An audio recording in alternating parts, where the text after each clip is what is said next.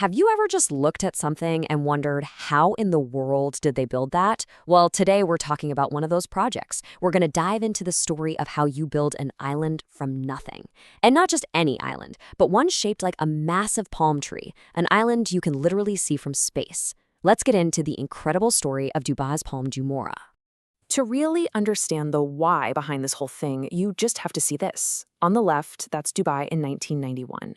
And on the right, that's the same place, just 2 decades later. I mean, the change is just staggering. This jump from a quiet spot in the desert to a glittering global city is really the core of our story. It's a story all about ambition, sure, but it was really sparked by one single massive threat. And there it is, the big problem. For all its wealth, Dubai knew its oil was going to run out. It wasn't an if, it was a when. So to survive, to keep thriving, they had to make a huge pivot. They had to shift their entire economy away from oil and towards tourism and global business. But to get the world's attention, they needed to build something the world had simply never seen before. So that leads us right to the beginning of this wild idea. How do you make your country a bigger deal when you have a pretty limited amount of natural coastline? Well, the answer they came up with was just expand the country itself. The technology behind this vision has a name: land reclamation. Now, people have been doing this for centuries. It's not a new concept. But what Dubai was planning to do was on a scale and with a level of artistry that was completely off the charts. You can think of it like being a sculptor, except your clay is millions of tons of sand and rock, and your canvas is the actual sea. The whole vision really came from Sheikh Mohammed. And get this, one of the first ideas was just for a simple round island. He shot that down immediately. He didn't just want more coastline. He wanted a symbol, an icon. The palm tree shape was perfect.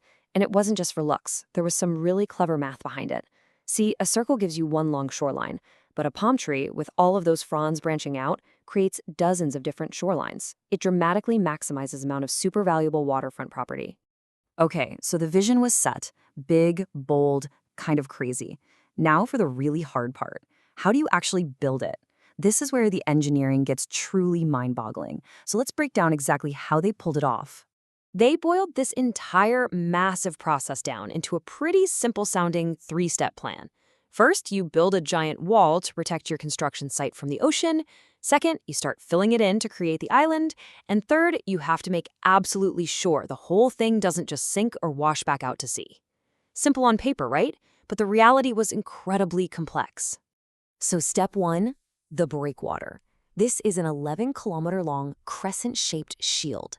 Building it took 7 million tons of rock. They were blasting it out of 16 different quarries and hauling it to the site around the clock. And they couldn't afford any mistakes. They had divers in the water, physically checking the placement of individual boulders to make sure that wall had 0 weak points. Now for step 2, the land itself. You might think, they're in the desert, can't they just use that sand? Well, no, turns out desert sand is too fine, the grains are too smooth, and it would basically liquefy in the water. So they had to dredge up nearly 100 million cubic meters of sand from the bottom of the Persian Gulf. To give you some perspective, that is enough sand to fill the Empire State Building 2.5 times over. So how do you place all that sand so perfectly to get that iconic palm shape? They used these huge dredging ships that sprayed the sand out in these massive arcs. The technique was actually called rainbowing, and they were shooting it at 10 meters per second. To make sure every grain landed in the right place, they used a super accurate GPS system, guiding the sand with centimeter-level precision, all controlled by a single satellite. And what about that all-important final step? Turning this giant wet pile of sand into a foundation you can build skyscrapers on. For that, engineers used a technique called vibrocompaction.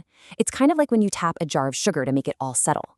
For 8 solid months, they had these massive probes drilling deep into the sand, vibrating like crazy to force all the grains to pack together, squeezing the water out, and creating a foundation that was dense and stable. But, you know, when you're building something this ambitious, this fast, and for the very first time, you are going to run into problems. And believe me, the Palm was no exception. Remember that huge breakwater? Well, it worked a little too well. It basically created a giant, warm, saltwater leak. Without the natural tides, the water inside became totally stagnant, and it was on its way to becoming an ecological dead zone. So the solution? They had to cut two huge, 100-meter-wide channels into the very wall they had just built. Then, to get to the outer crescent without a bridge ruining the view, they had to build a massive 6-lane tunnel, completely underwater. And this really shows you the incredible scale of that fix. To build the tunnel, they first had to build a cofferdam. Think of it as a giant temporary bathtub on the seafloor. Then, they had to pump out over 4 million cubic meters of water just to create a dry construction site 25 meters below sea level. It's just unbelievable. The Palm Jumeirah was really a marvel of solving huge problems on the fly. But once the construction was finished, a whole different set of questions started to bubble up about the true long-term cost of it all. Beyond the billions of dollars, what was the real environmental price? What was the geological toll of just creating a new piece of land where there was nothing before? The environmental report card is, well, it's pretty sobering. The dredging and construction just smothered marine habitats, including coral reefs. It permanently changed the coastal currents, which is now actually causing erosion on Dubai's natural mainland beaches. And then there's the sinking. Data shows the island is settling at about 5 millimeters a year. Now, that's not a disaster overnight, but in a world with rising sea levels, it's a constant pressure on the whole island. And it wasn't just the environment that felt the pressure. The marketing sold this dream of huge, exclusive beachfront homes. But as the project went on and the developers wanted a bigger return, that dream got downsized. They ended up increasing the number of villas pretty significantly, squeezing them closer together, and leaving a lot of the early buyers feeling like the promise didn't quite line up with the reality. This really brings us to the bigger picture. The Palm Jumeirah isn't just an island. It's the ultimate symbol of Dubai's whole economic model, this high-risk, high-reward strategy of build it and they will come.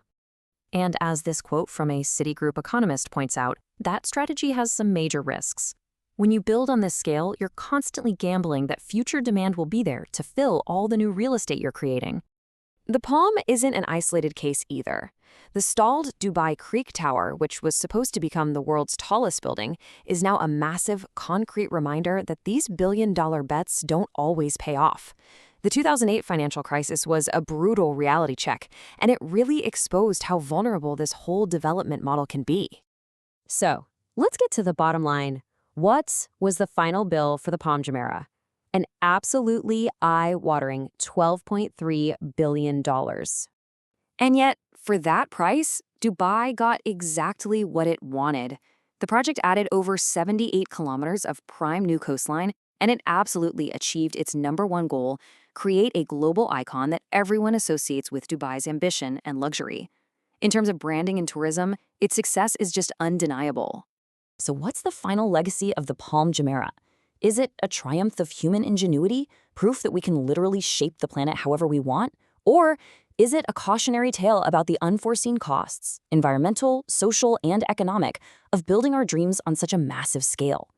As Dubai keeps on building, that's a question the world is definitely still watching.